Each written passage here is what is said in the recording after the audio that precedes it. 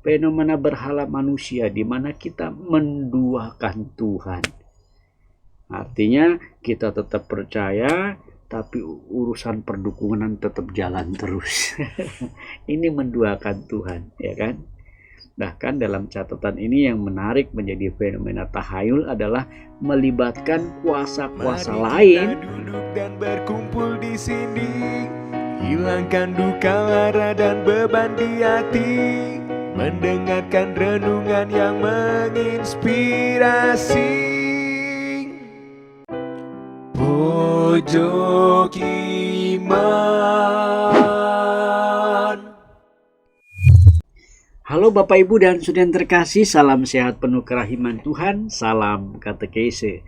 Berjumpa dalam Pojok Iman di mana kita menampilkan kisah kehidupan, cerita-cerita yang hidup dan bisa menjadi master of story. Semoga memberi inspirasi untuk Anda dan saya dalam pergumulan dan peristiwa kita yang saling meneguhkan. Banyak permenungan-permenungan iman boleh menjadi inspirasi, dan hari ini Pojok Iman ingin mengulas sedikit mengenai berhala-berhala manusia. Dan ini penting karena dalam 10 perintah Allah disebutkan perintah yang pertama itu jangan menyembah berhala. Apa sih berhala itu? Dan bagaimana semuanya itu bisa kita pelajari menjadi pemaknaan kita lebih jauh, memaknai siapakah Allah yang kita andalkan. Kalau dalam kita, Yeremia bab 10 ayat 10 dilukiskan di sana mengenai Allah Yahweh yang disebut sebagai Elohim, Allah asli, Allah yang hidup, yang dikenali sebagai pribadi dan hadir dalam firman-Nya. Inilah Allah yang asli, ya. Bandingkan juga, saya dapat catatan kecil informasi dari ahli kitab suci itu yang mengatakan bandingkan kata Elohim itu dengan kata Elilim di situ, ya. Bisa kita temukan dalam Imamat bab 19 ayat 4 atau bab 26 ayat 1. Mungkin saya akan mengutip membacakan satu ayat saja di sana.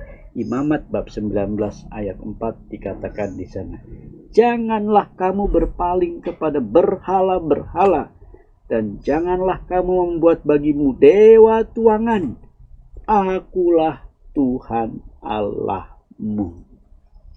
Penting di sini mengenai kata hal yang terkait dengan Elilim, yang berarti Allah yang palsu. Karena ia adalah Ma'asiyedi Adam katanya, buatan tangan manusia. Seperti Mazmur 135 ayat 15 juga mengungkapkan sesuatu yang bagi saya penting sebagai informasi. Berhala bangsa-bangsa adalah perak dan emas buatan tangan manusia. Maka dalam catatan ini mengenai berhala-berhala, Anda dan saya diyakinkan dari sumber kitab suci untuk menyembah pada Allah yang benar, Allah yang asli, bukan Allah yang palsu atau Elilim. Maka penting di sini kita mengingat 10 perintah Allah. Dalam dekalog perintah yang pertama, 10 perintah Allah, di situ disebutkan dalam Keluaran bab 20 ayat 3 sampai 5 misalnya. Akulah Tuhan Allahmu. Jangan menyembah berhala, berbaktilah kepadaku saja, dan cintailah aku lebih dari segala sesuatu. Catatan ini menjadi penting, mengingat memang kenyataan hidup manusia kerap kali bertentangan dengan hal yang kita imani. Misalnya kita bisa sebut fenomena-fenomena tahayul deh misalnya. Ada sesuatu yang bagi kita bertentangan dengan akal sehat, atau itu dipenuhi dengan segala ketakutan-ketakutan atau penyesalan-penyesalan. Ini kan fenomena tahayul. Dan ini seringkali mengitari hidup Anda dan saya. Adalah sesuatu yang bertentangan dengan akal sehat atau dipenuhi dengan ketakutan atau penyesalan. Ini fenomenanya. Yang kedua, kita juga sadar dengan fenomena tahayul ini, banyak orang juga tidak mengandalkan Allah dan firman-firman-Nya. Waduh, hidupnya sepanjang hari hanya demi nafkah dan kehidupan keduniawian. Sementara kitab suci tidak pernah dibaca, doa pun tidak pernah direngkuh, apalagi kepercayaan kepada Allah itu sendiri. Ini fenomena-fenomena yang ada. Bahkan ada manusia yang tidak lagi mengenali Tuhan sebagai pribadi, sebagai energi yang mengendalikan segala sesuatu dalam hidupnya. Dengan kata lain, Allah ditinggalkan, gitu loh, ya. Maka dalam catatan ini menjadi penting. Ada lagi itu fenomena berhala manusia di mana kita menduakan Tuhan. Artinya kita tetap percaya, tapi urusan perdukunan tetap jalan terus.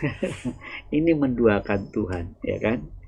Bahkan dalam catatan ini yang menarik menjadi fenomena tahayul adalah melibatkan kuasa-kuasa lain di luar jangkauan akal budi. Kerap kali justru inilah yang terjadi.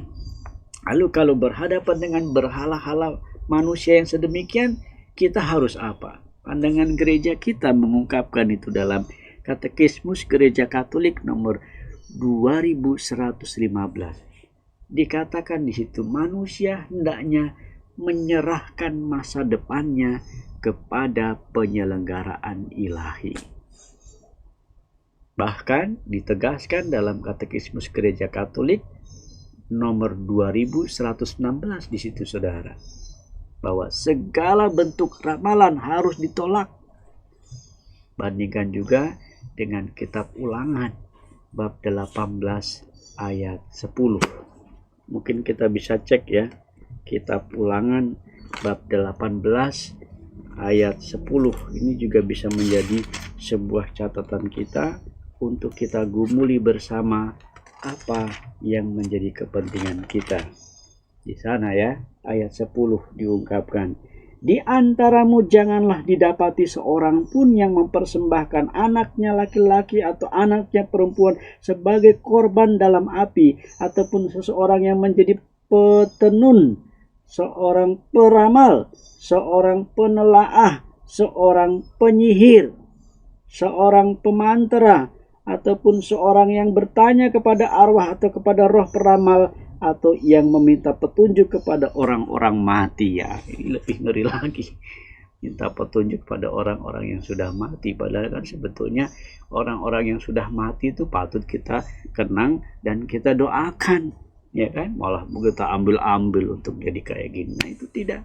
Gereja memandang kita untuk menolak segala bentuk ramalan. Bahkan dalam Katekismus Gereja Katolik 2117 di sana diungkapkan, dilanjutkan, semua praktek magi dan sihir melanggar penyembahan kepada Allah. Ini sikap tegas. Mengapa? Karena gereja ingat akan dekalog perintah yang pertama. Akulah Tuhan Allahmu, jangan menyembah berhala, berbaktilah kepadaku saja, dan cintailah aku lebih dari segala sesuatu. Anda boleh lihat ini dalam Keluaran bab 20 ayat 3 sampai dengan 5. Bahkan pandangan gereja melarang untuk berlaku tumpang tindih dan bercabang hati. Kita juga nggak boleh mendua ya.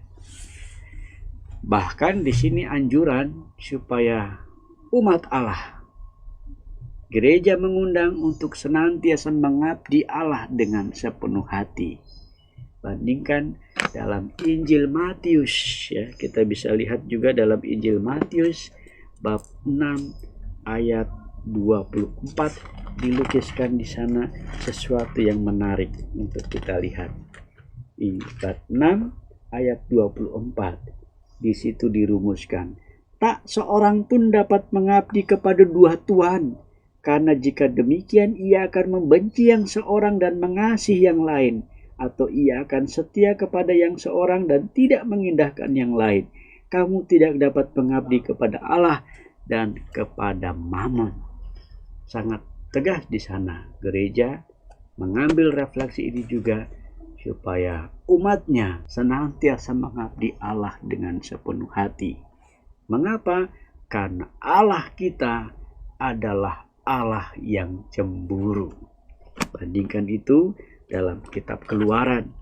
Dilukiskan di sana Keluaran bab 20 ayat 3 juga dirumuskan. Jangan ada padamu Allah lain di hadapanku. Inilah saudara-saudara yang terkasih mengenai berhala-berhala yang terjadi dalam manusia. Nah, kalau begitu, apa yang perlu kita pelajari sebagai insight? Semoga Anda dan saya mulai menggali lagi siapakah Allah dalam hidup kita. Mulai membaca-baca firman-Nya dan mengenali bagaimana kerahimannya, bagaimana kebaikannya, bagaimana rancangan, dan seluruh peristiwa kehidupan Anda dan saya itu semuanya adalah providentia Dei, penyelenggaraan ilahi. Dan yang ketiga, udahlah, gak perlu pakai tanya-tanya teknik peramalan atau ini itu ya. Kalau kita ini mengandalkan Allah, pasti kita akan sepenuhnya menyerahkan semuanya kepada Allah semata-mata. Bukan berarti kita tidak ada usaha manusia kita penting. Bahwa Anda dan saya tetap fokus mengandalkan Tuhan dengan usaha-usaha kita. Dan usaha-usaha kita pun dirahmati oleh kekuatan Allah. Kalau demikian, maka kita bisa terbebaskan dari berhala-berhala manusia yang seringkali hinggap di antara Anda dan saya. Yuk, jauhkan hidup Anda dan saya dari berhala-berhala yang kerap memerangkap Anda dan saya. Mari hidup penuh iman, akhirnya makan ketupat, minumnya jus. Tetap semangat melayani Yesus. Pojok Iman.